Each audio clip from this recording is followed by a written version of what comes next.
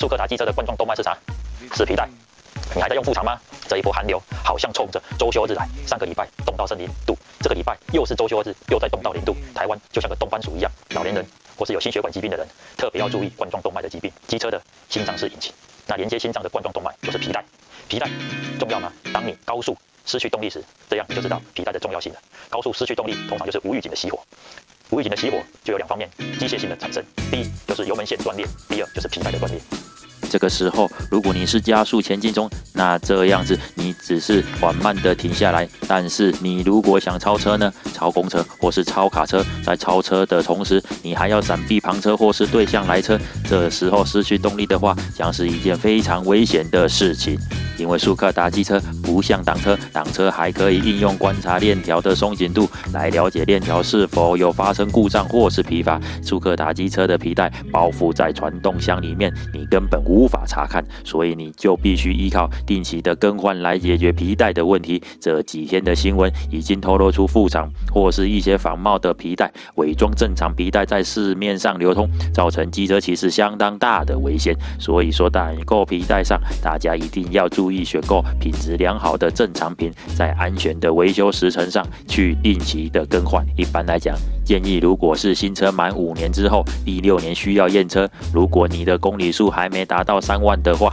建议你在验车的当下就把车上的皮带给换掉。但是为什么新车可以拖到5年才换呢？你想，新车刚出厂之后，它的普利盘、普利珠、椅子挖工，还有传动轴的轴承，这些都是新的，所以它是处在一个非常完美的搭配状态之下。所以这个时候，所有的零件同样的寿命，同时耗损下，新车可以撑到5年。可是它5年之后，其中有一项已经开始衰坏的话，衰坏的零件会影响到其他3项或4项的平衡，所以此时皮带的更换寿命可能就由一开始的5年，接下来变4年，最后的话，当你在第9年开始时，我是建议你每3年就更换皮带了，除非你能在5年之后把所有的传动耗材都换过一遍，前普利珠、普利盘、皮带、碗弓、离合器片、曲轴轴承，但是光曲轴轴承这个就要换，就不是那么简单了。所以早1年换皮带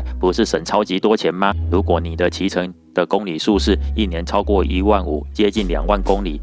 那这个时候你可能就要缩短到每3年更换1次皮带。其实坊间在换皮带，如果你不是指定要原厂正品，市面上都会出现板东皮带、3星皮带、7星皮带，或是一个用塑胶袋封起来，什么都没有写，来路不明的皮带，只用奇异笔写一个大大的字禁战。这些皮带当然能用，但是你根本不晓得它的使用寿命是到哪里。当然，如果说你知道正确来源的竞技型皮带，你当然可以选择它，但是这是竞技型的皮带，它是在特殊场合用的，就像是 F1 赛车，它每一场比赛完，整个引擎都换掉，甚至像以前的话，还有规定排位赛用的引擎和正规赛用的引擎是不同车的。所以说，特殊状况的场合用的皮带，要拿来当特殊比赛用是适合的，可是你要拿来当一般通行用的话，你就不晓得这个皮带它到底它的寿命，它是在何种状况之下需要更换。赛车它每一场比赛完它就换掉，可是你不可能把赛车用的皮带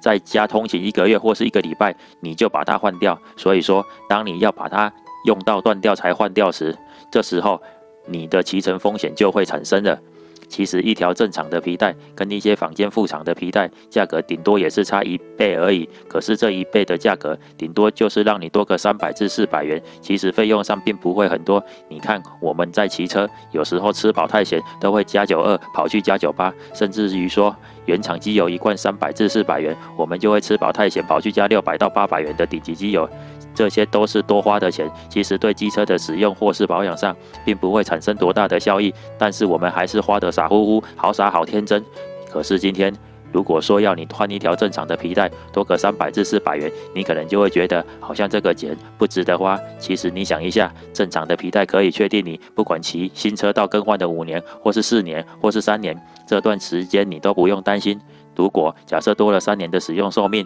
只是你多300元而已，1年也才多100元而已，其实并不会造成多大的负担。但是这条寿命能够保证的皮带，却可以保证你娶到空姐当上机师开保时捷，这样不是更好吗？如何确保换到原厂的公司货，就到原厂顶级维修店，就算你平常都到买车的车行保养维修，当他发现你的皮带换过了，但不是给他换的，大声的说：“请叫我告诉等你半咯，喝咖在桃姐股地下行，命是自己的，真妹等你约，没有不好意思，下期见，拜拜。”